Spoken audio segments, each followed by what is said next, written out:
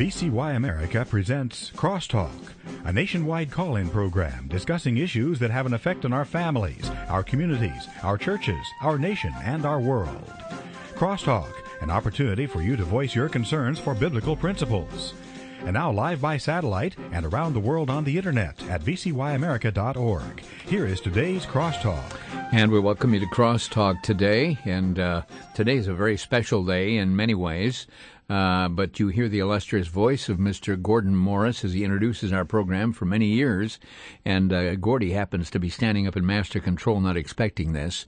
But today is 70th birthday. So if you want to send him a birthday card, you can do so by sending it to Gordon at vcyamerica.org. Do that. I think it'll let him know that you appreciate him introducing Crosstalk every day. I will hear about this, I'm sure. One other thing, Gordy, there'll be root beer floats right after this program is done. Enough. Okay, that was mischief for today. But today we have something very, very serious to talk about, as we usually do. And I can't tell you how often I will listen to the preparation for voting at election time, and I hear about the absentee ballots and about our military people being able to vote on a timely basis. I've heard the stories in doing this program for so many decades now. You've heard the stories of those whose ballots weren't counted, or the ballots were not available, or they couldn't vote because of circumstances.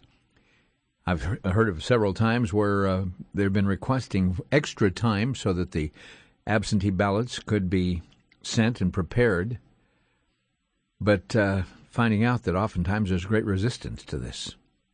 Well, today it's our privilege to have with us Eric Eversole. He's the founder and executive director of Military Voter Protection Project. He is a former Navy officer, and he is also a what they call a judge advocate officer as well. And we'll be talking with him in just a moment here. The topic, again, is protecting the military vote. And as we get halfway through our program, we're going to open our phone lines. And if you've been in the military, if you have military people in your family, if you are in the military, as this program goes worldwide on the Internet, we'll be glad to have you join us a little bit later. But right now, I want to say a very special welcome to Eric Eversole. Eric, it is certainly good to have you with us today. Thank you for having me. Eric, give us a little of your history. Now, when we talk about a judicial advocate, what does this mean? Well, it means that I'm a lawyer in the Navy, and I was a lawyer in the Navy on active duty from 1999 until 2001. And our primary mission is to provide both legal services to our men and women in uniform, but also provide command advice to base commanders and unit commanders about certain legal obligations that they have as well. And I'm sure that there is room for error. That's why that they have an advocate there to make sure that it's going by the book, right? That's right. And that's right. It's an important mission that we serve, and it helps to make sure that the senior leadership crosses all their T's and dots all their I's. Well, today we're talking about the issue of the military vote. And obviously there have been, and it wasn't too long ago, we heard about the fact that they were asking just for a reasonable extra amount of time in one particular venue, and it was resisted. Yeah, the military voting issue, as you pointed out in your opening segment, is something that's been going on for a long period of time.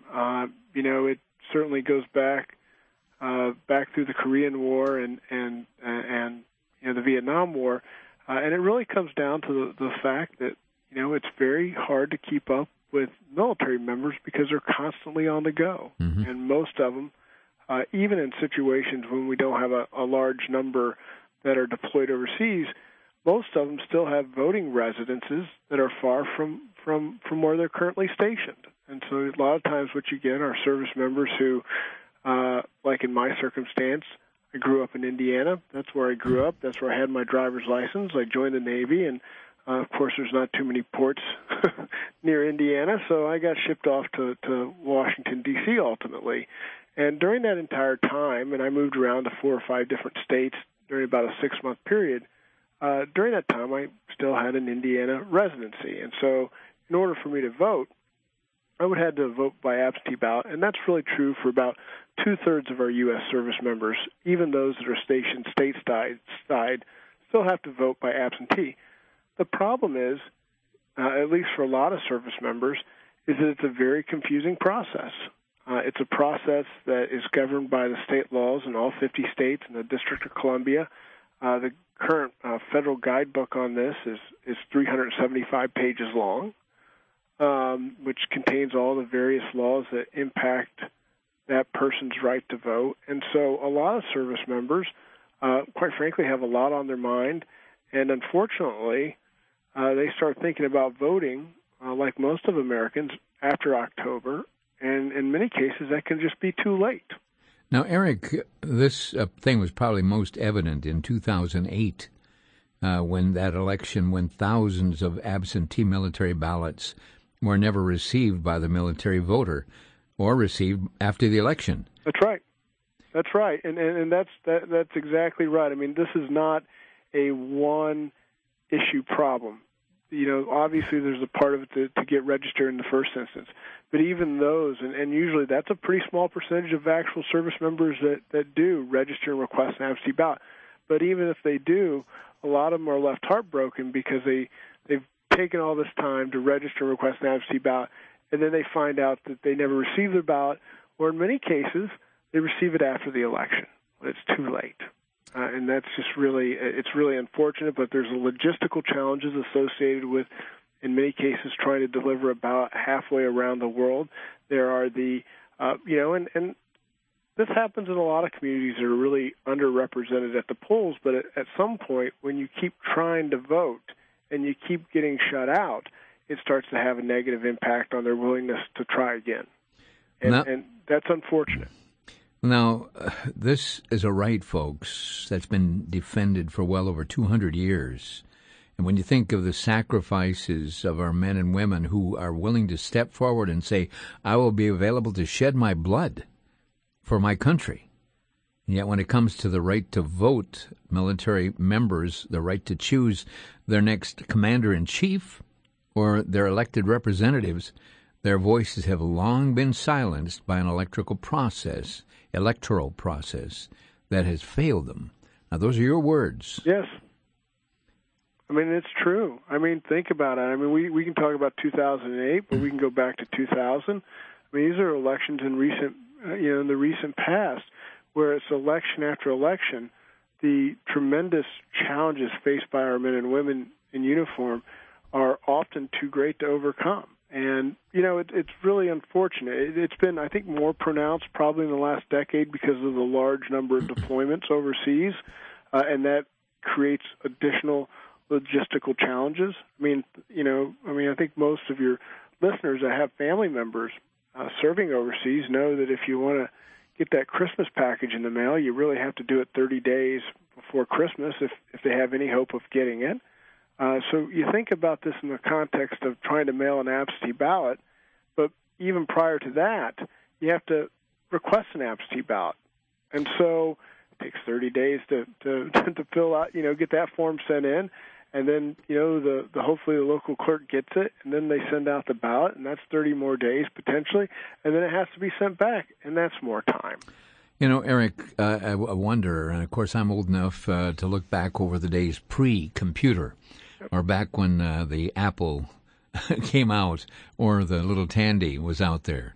But with the sophisticated communications that is available, and actually the ability to even use secure methods to protect transmissions, the investment by the military to guarantee that right to our military people seems to be something that could be taken care of. I mean, we transmit our money a world away, half a world away. We'll wire money half way across the globe, and successfully it goes from A to B. Yep. Or from B to A. And here we're talking about a mechanism that, in my book, as I see it, is archaic. I mean, the method where a request and facilitating it so that our military people can vote with confidence and be part of the very system that they're willing to die for. Yep. Well, I think that the internet voting issue has come up pretty frequently, and from a lot of the technology experts that I've heard speak on this subject, and I'm not an expert on this, but the people I hear from are like senior directors at Hewlett-Packard, so people that really know what they're doing.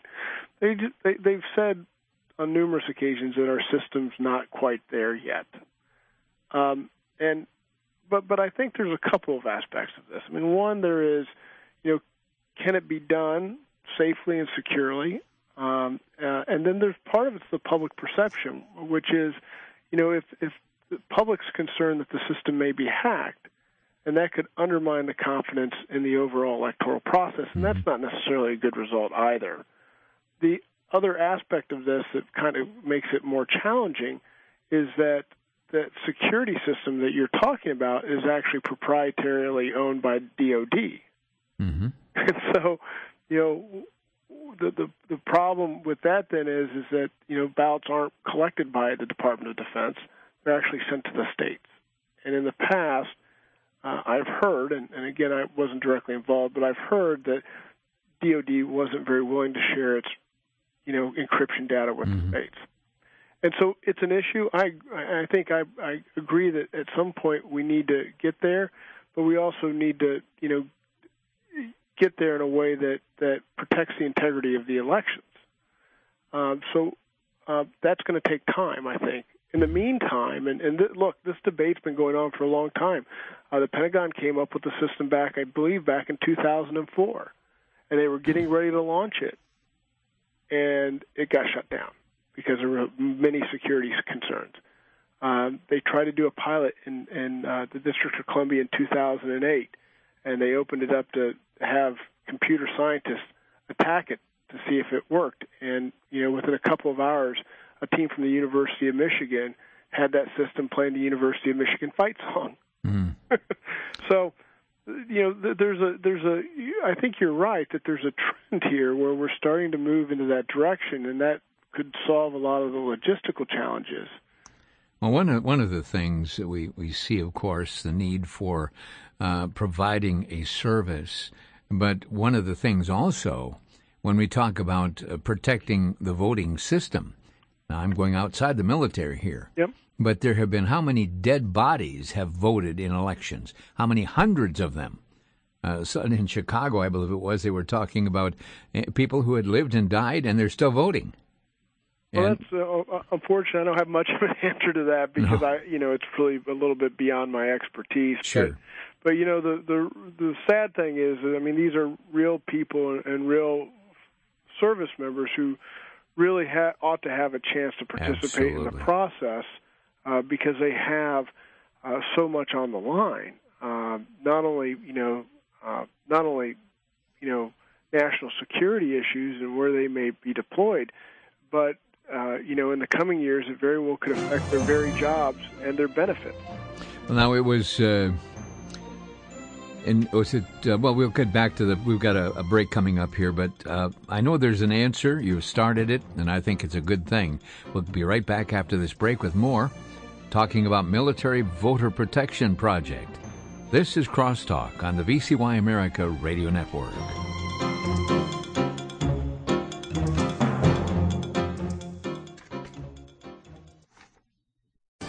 Back to Genesis with Dr. John Morris, creation seminar speaker and president of the Institute for Creation Research. Dr. Morris, does the Bible claim that the earth is flat? No, indeed, Chris. The Bible never claimed that the earth was flat. On the other hand, the Bible does speak about the circle of the earth and several times refers to the 4 compass points. These are best understood in a spherical sense. Of course, we know that the earth is spherical. We're able to observe it from outer space, and measurements on the earth demand that the earth be spherical. We're held perpendicular to the surface by the marvelous force of gravity. Yes, Chris, the Bible can be trusted. Nowhere does the Bible say a silly thing like the earth is flat. Only those who detract from Scripture would claim that it does. They need to go back to Genesis and get their thinking straight. Thanks, Dr. Morris. For more information on the foundational principles set forth in Genesis, visit us on the web at www.icr.org. That's www.icr.org.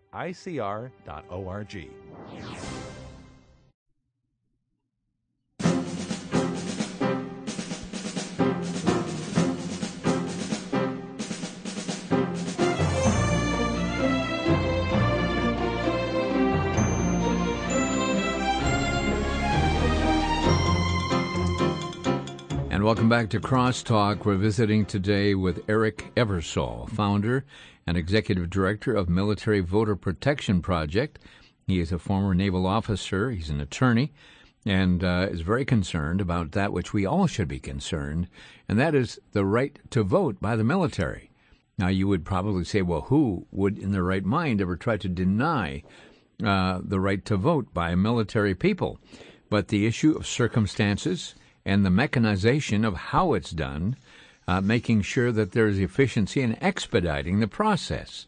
I'm sure there is a process, but what happens and has happened is that there have been hundreds and hundreds, if not some thousands of voters in the military whose vote never counted. And so how important it is we're talking about this today. Now, Eric, you call this the MVP Project, the Military Voter Project. It's a part of the Legacy Foundation. Give us the picture there. Well, we are a part of the Legacy Foundation, which is a 501c3 nonpartisan organization that works on various social justice issues. The military voting issue, obviously, is primarily what I focus on, and it's something that's been very near and dear to my heart for well over nearly a decade now. Because there's such a tremendous need, and there's really no other group or organization out there that focuses on speaking out for our service members and their voting rights.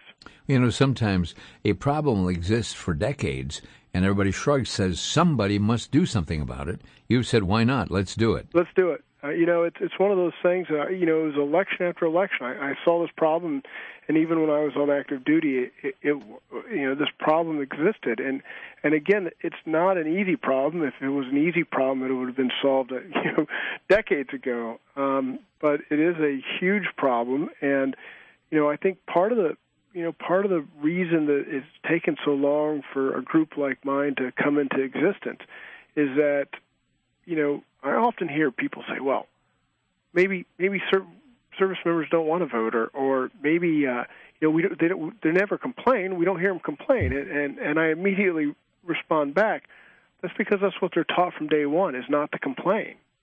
Their mission is not to complain. It's to protect America and to defend rights. And in the course of doing that, that often means our service members make great sacrifices. And those sacrifices, unfortunately, have included their voting rights.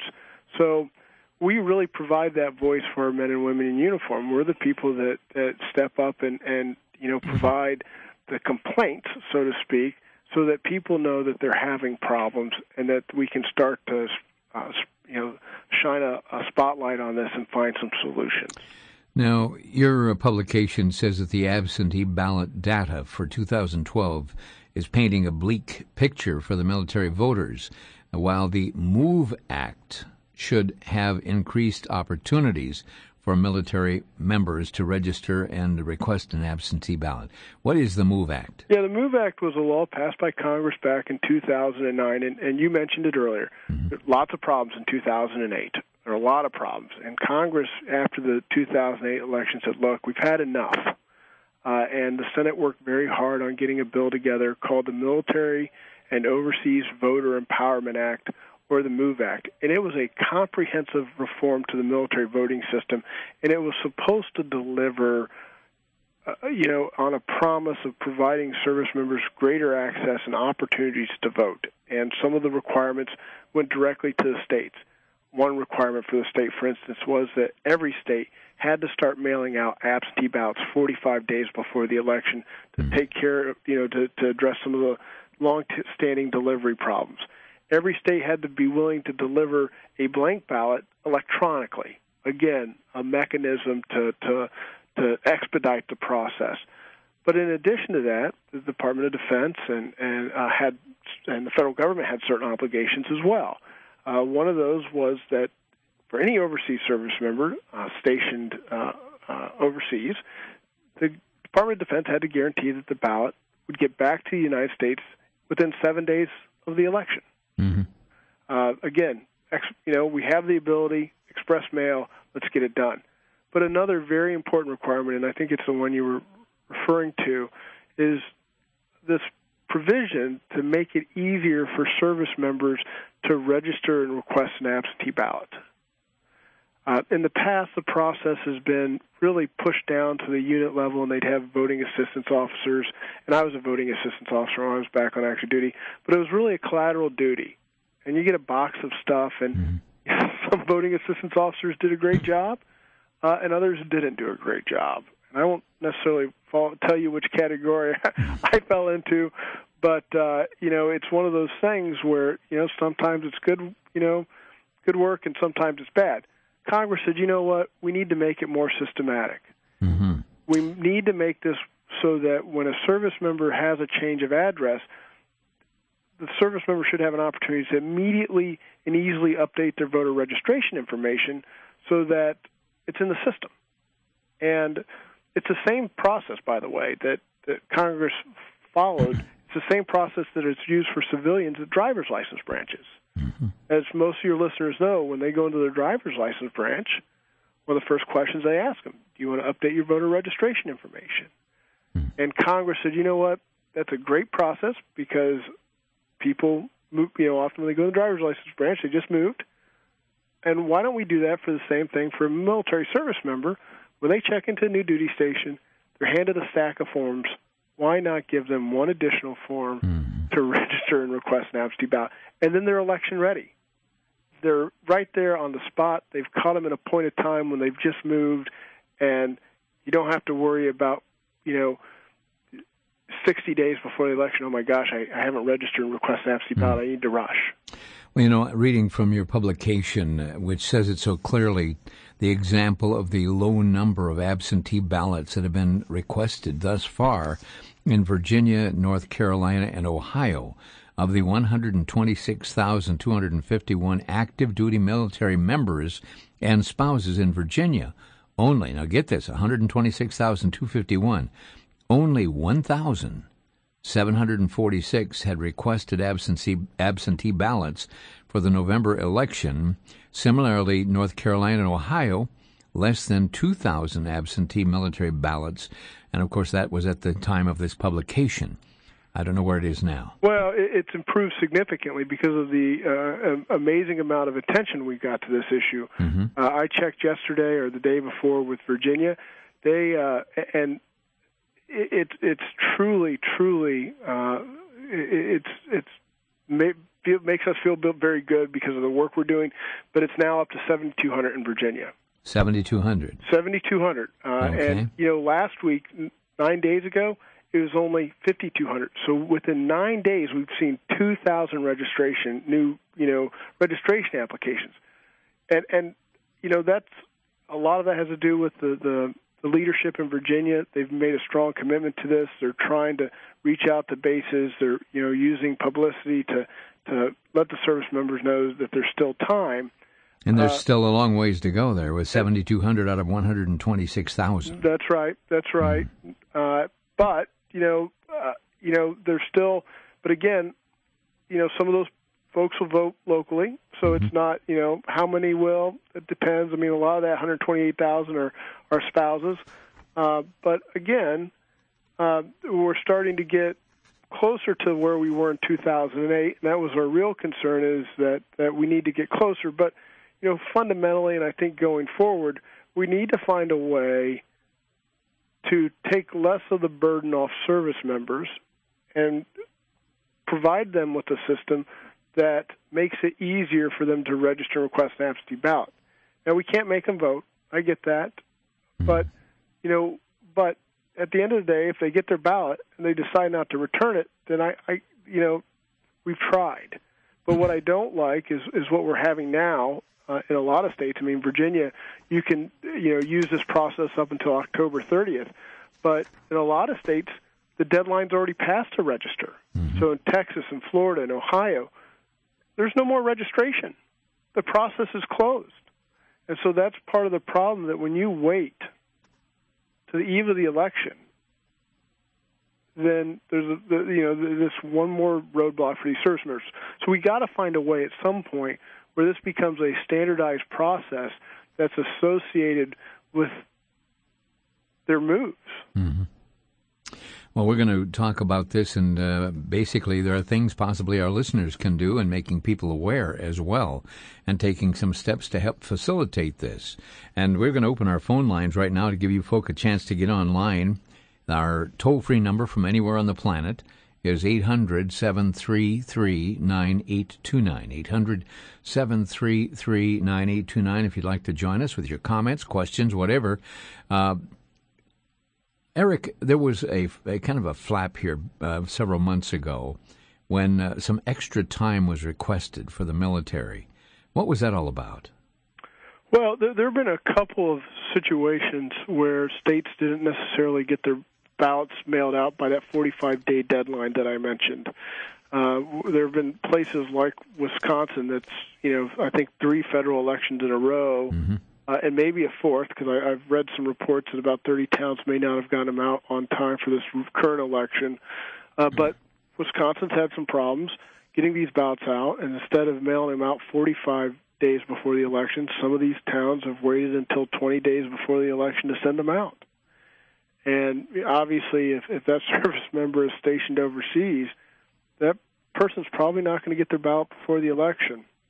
What has happened, at least in places like Wisconsin recently, as well as I think Michigan had some problems and Alabama had some problems, what ended up happening was that the Department of Justice came in, filed a federal lawsuit, and what they've tried to do is extend the deadline so ballots have a little more time to get back.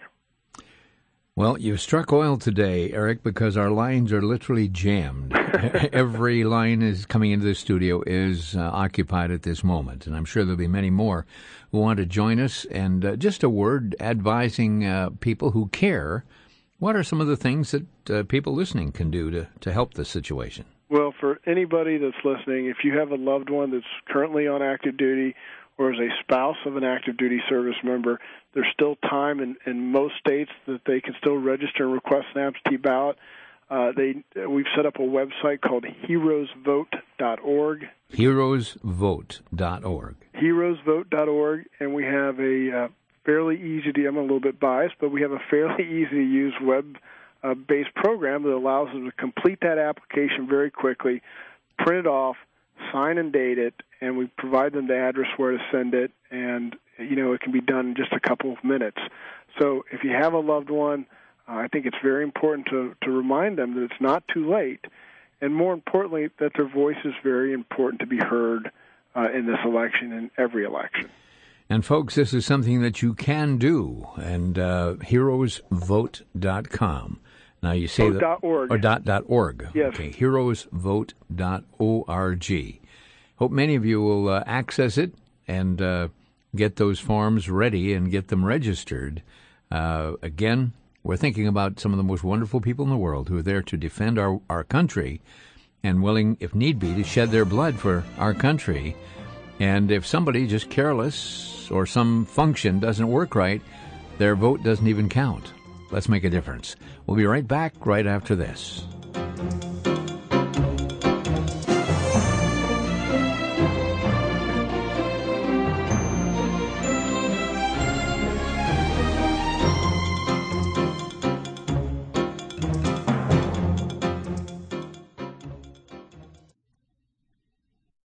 All of us try to domesticate Jesus. In little things like doubt, anxiety, or fear about the future, we let him into our lives, but only so far, until our control is threatened. Then we send him back to his room, back to his box. In the book Domesticated Jesus, author Henry Krause takes a hard-hitting, soul-searching look at this atrocity that we commit every day. He challenges each of us to find Jesus as the grand treasure that he is, and to see him in real life more and more every day. He also hits the reader between the eyes, addressing how many domesticate Jesus by wallowing in guilt, hanging on to bitterness, exhibiting anger, being complacent in Sunday worship, hiding our sin, and many more areas that need to be examined. To receive your copy of the booklet, Domesticated Jesus, send a donation of $15 or more to VCY America, 3434 West Kilbourne Avenue, Milwaukee, Wisconsin, 53208. To donate by phone, call 1-800-729-9829. 1-800-729-9829.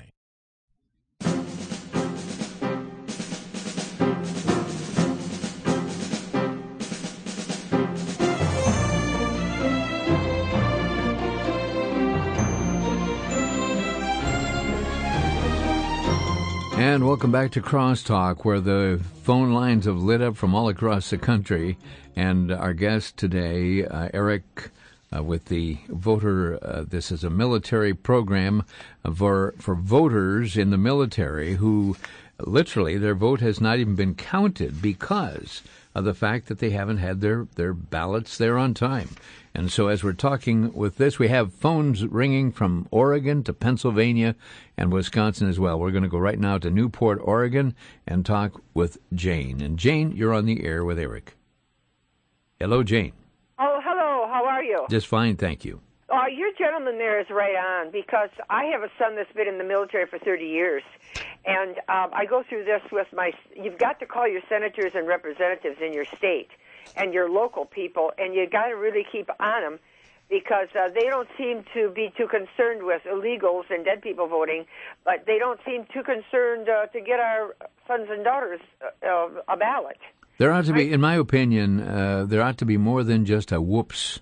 I mean, there ought to be a penalty attached to not getting it out on time. That's exactly right. My son now is on the Mercy ship, but it's the same. I mean, they travel the world over, and no ship has ever stopped and let people go in to vote. So I don't know. We could put a man on the moon, but we can't figure out how they can come to a computer and vote. Yeah, it needs a lot. We need to find a solution for them one way or the other, and for too long there have been too many roadblocks, and from my perspective, I mean, we need to find solutions in the near term, but then we need to look at some long-term solutions, as you're mentioning. Eric Eversole, our guest today, founder and executive director of Military Voter Protection Project. We're going to move right along now to Mansfield, Pennsylvania, and talking with Ron. Ron, you're on the air. Oh, I love your program, and I enlisted in the Air Force in 1962, and in 1964 I was 21, and I was in Colorado and requested a Pennsylvania absentee ballot. Well, I was surprised about the affidavit I had to fill out. I mean, I had to go fill out all kinds of things and then get it notarized, and I didn't like LBJ, so I voted. I sent my ballot back to Harrisburg, and it came back to me and said my company commander didn't sign it. Yeah. Well, there was no place there for that, so I went and saw the major, and he signed it and witnessed my signature a second time.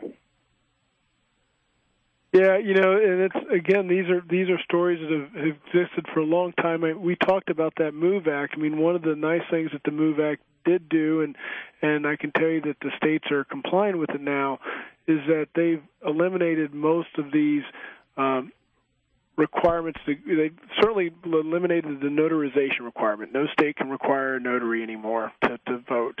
A couple of states still have witness requirements, but that's much. And there's at least a line there now. But that's the one thing that has changed, is that we've eliminated some of these roadblocks that states had put up in the past that made it more difficult for service members to vote. Well, thank you so much, Ron from Mansfield, Pennsylvania. And let me ask this, Eric. Would it be a good thing for people to call their senators and representatives and just remind them that they're concerned about the access to voting by our military? Well, I think, yes. I mean, I think that anytime you can raise awareness on the challenges faced by your loved ones, I mean, if you have real stories, I think that's very powerful for our politicians to hear. Again, I don't think, in my view, I don't think there's any malice here. I just think it's a lack of understanding of how difficult it is to serve in the military. I tell people, I give them the time that I started out in the JAG Corps. I went from Indiana in August of 1999 to Newport, Rhode Island for 6 weeks, back to Indiana for 3 weeks, back to Newport, Rhode Island for 10 weeks, down to Norfolk for a period of time, and then finally to Washington, D.C. And, oh, by the way, during that whole time period, an election occurred. And so you can imagine, and that story is not uncommon in the military. There's training, there's deployments, in the Navy especially, as your previous caller was talking about, the about her son being on the U.S. Mercy, which is a hospital ship. Those service members get called in a moment's notice. And I know for a fact because I saw when, for instance, when the disaster in Haiti, I mean, they don't wait around to say, oh, I haven't got a vote, so I'm not going to do my mission. They jump. Yeah, they went down and helped millions of folks down in Haiti after that terrible earthquake. Let's go to Anna in Ixonia, Wisconsin. Anna, you're on the air. Hi. Well, I'm flabbergasted. I'm tongue-tied. This is great. My son was in the Navy for 8 years and never got to vote. He was a submariner, and he was definitely, his heart was broken because he could not vote for president for the company he was or the country he was serving. And this is so important. This is so important that all loved ones, yes, definitely get a hold of and let their officials know that, and tell everybody that they know who have folks in the military. And I'm going to tell my son because he's very concerned too. He'll be able to vote this year. Praise God, he's home. But I know he's going to get a hold of all of his Navy crew members that he has served with, and I know he's going to encourage them to look up this website. So praise the Lord, and thank you so much. Well, thank you. Thank you, Anna. Appreciate that. From Ixonia, we're going to go to Port Huron, Michigan, and Harry is on the line. Harry? Well, hello there, folks. I just want to thank you for doing this, Eric, and I wondered if you've, getting back to the online portion that we were talking about earlier, online part, have you heard of, I think it's called a CAC card, and there's like a card reader that you could plug into your computer and use it to vote. One of our Secretary of State was looking into it here. Have you heard of such a thing? Yeah, it's called the CAC card, and it's basically the military ID. You're probably more familiar with the version of it on your credit card, with the smart chip on it. Sure. Military IDs now have that smart chip embedded. It has, privacy data on it, like, fingerprints and things like that. And all service members have a CAC card. Not all service members, though, have an email, right, especially your war fighters. A lot of your Marines don't have personalized email addresses, and a lot of your Army troops, I don't believe, do either. But yes, I mean but it gets back to this point that you have to share that encryption data. Right. Right. Exactly. And so it's one of those things where there has to be some give and take here. We need to find out what the best solution is, but at the same time, and I think the CAC stuff is great. I mean, you put your CAC card in, you're going to it's a 9 or an 8 number PIN, and then it verifies who you are. So that's great, but we need to make sure that we find a way that states can use that and still be secure. And no dead people voting. That's for sure. Thank you, Harry, from Port Huron, Michigan. We're going to move right along here. Got a couple open lines if you'd like to call with your comments, 800-733-9829, 800-733-9829. Two lines available right now. And we're going to go to Beth, who is in West Allis, Wisconsin. And Beth, you are on the air. Well, as far as, your guest today, I'm so glad he's bringing this up. However, I know he's just one person in this quagmire called bureaucracy, government bureaucracy. But you know what? I have to tell you, something's not passing the smell test here with me, because this has been going on for a long time. It's not new. And the thing of it is, you look at all these high-tech missions. You send our military all over the world on these missions that they have to do to the T, follow the orders, all this kind of stuff. And you're telling me that they cannot get them, to be able to vote once every 4 years? This just doesn't make sense to me. It sounds to me that they don't want them to vote. It sounds to me that somebody's blocking that area for our military to vote, because you have same-day voting here in the States. And with all the high tech and all the savvy stuff that they have and all the things that they're able to accomplish, you're telling me you can't somehow have something at every place where you have military that they can sign up and vote? This just doesn't make sense to me. Well, again, a lot of it doesn't make sense. I just haven't seen the malice part of it. I see a lot of folks who don't necessarily understand, from the bureaucracy part of it, the real challenges our service members face. And I think it's why it's so important to highlight the challenges that they truly face. We need to get rid of the, I still hear in Washington, D.C., I still hear the comments like, well, maybe they're just apathetic. Maybe they don't care. They're 18 to 25 years old, and so, we know that segment of the population doesn't vote. There are a lot of excuses, and I think we have to get past those excuses to start resolving this issue in a meaningful way to help these service members. Well, I know that looking at some of the information that's come from your website dealing with the Military Voter Protection Project, it showed, for instance, the number of, let's say in Florida, the number of ballot requests. I believe those are the military ballot requests in 2008. Right. That was 86,926, where in 2012, 37,953. That's a difference of close to 50,000 votes. That's right. And that number, one thing, I don't have the exact number for just military in Florida. I know that number has increased closer to what it was in 2008. But again, registration recently closed in Florida. So we, it's one of those things. We'll probably know more exactly where we are here in the next couple of weeks. But, the biggest thing we can have service members do is if they're registered, they still have time to request an absentee ballot, and we're really trying to, help as many as we can right now.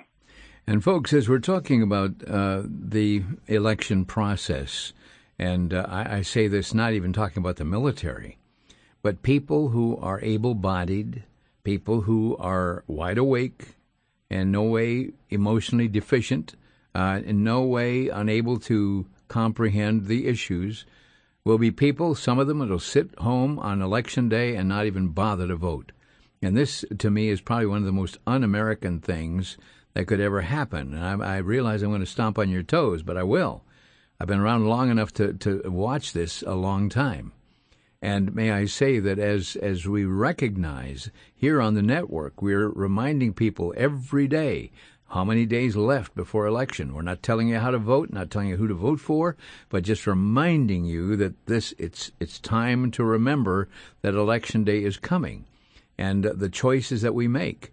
And I think it's a noble thing that Eric is doing here in endeavoring to provide the incentives and to keep our young men and women in the military able to vote and to prepare their ballots on a timely basis. Let's go right now to Bayview. Well, we got a break here, so we'll be back in just a moment, and we'll be talking to Mike in Bayview, Wisconsin. Stay with us. This is Crosstalk.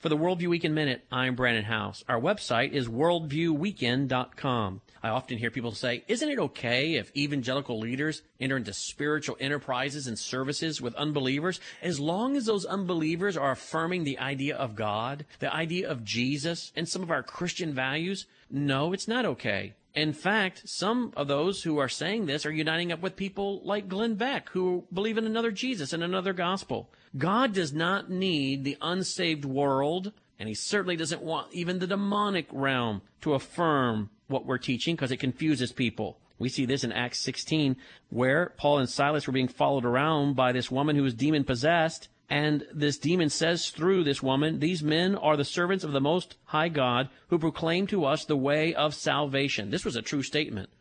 But Paul did not want the affirmation of a demon. What did he do? He cast out the demon. We're not to enter into spiritual enterprises with unbelievers.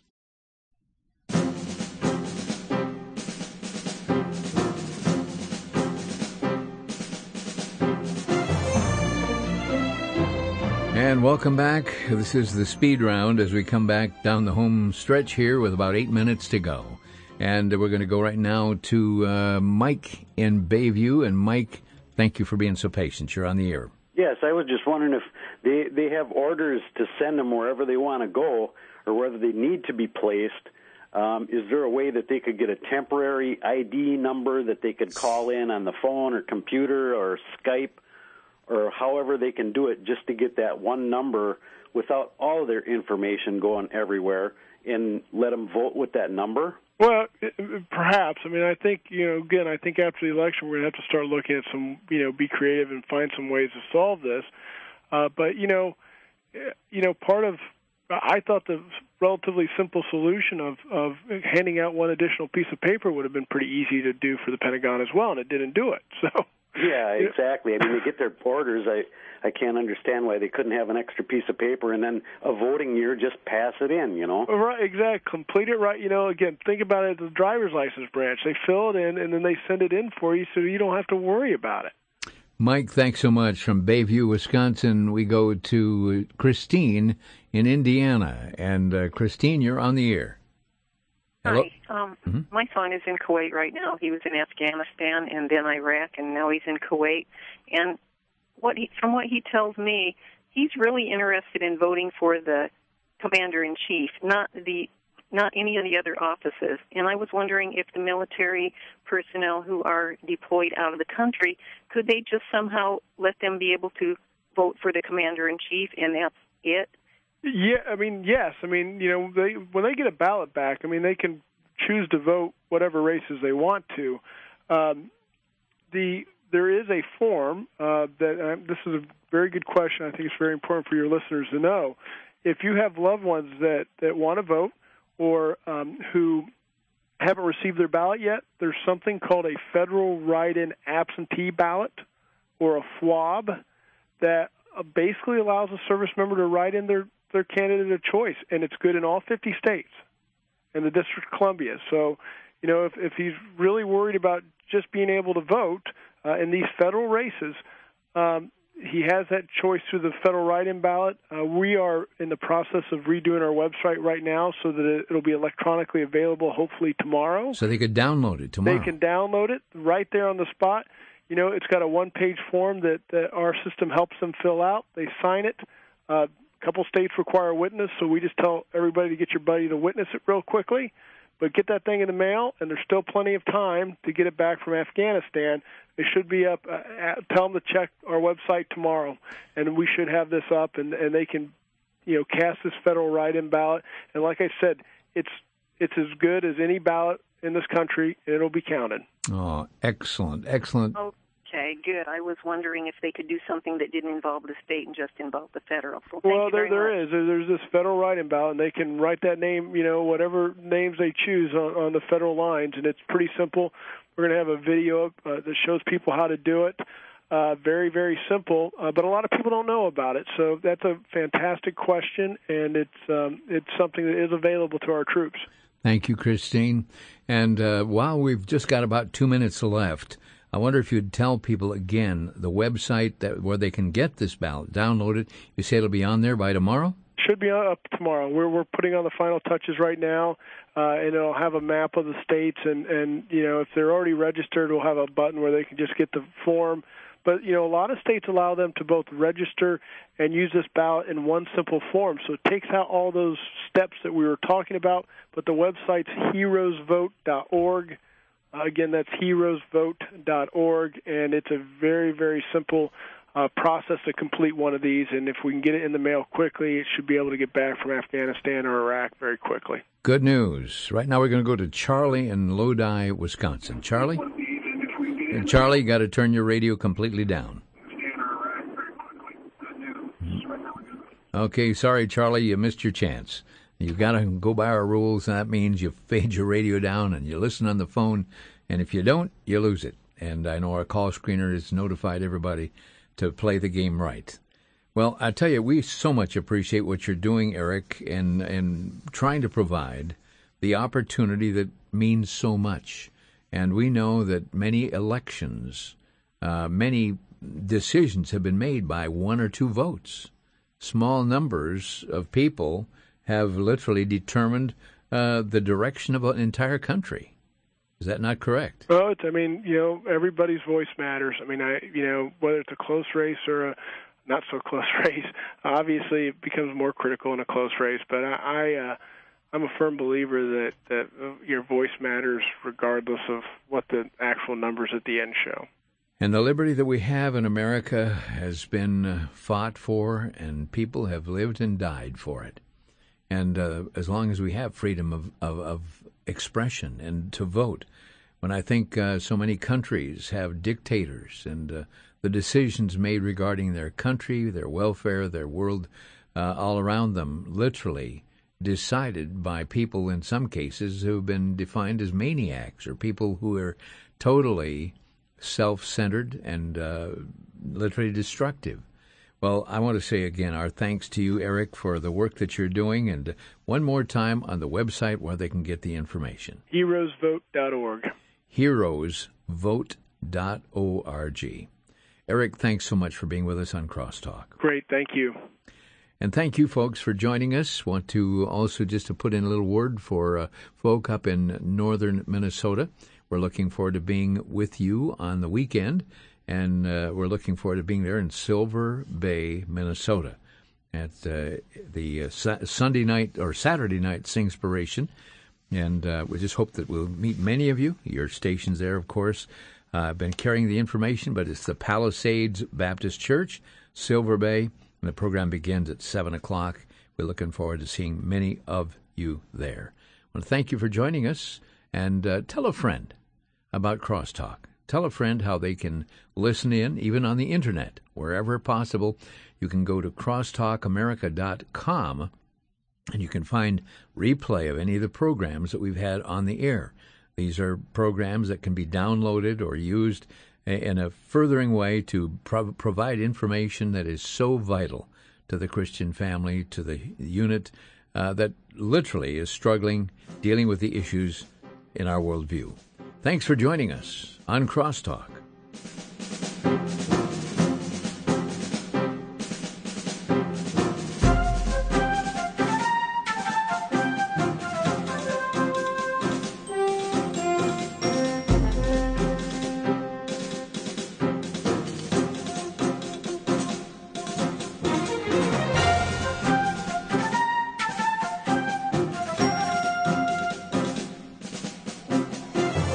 Listening to Crosstalk via satellite and the Internet from VCY America.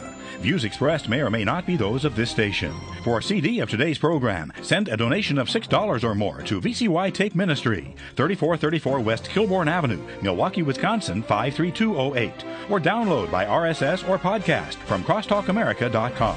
And join us again for Crosstalk.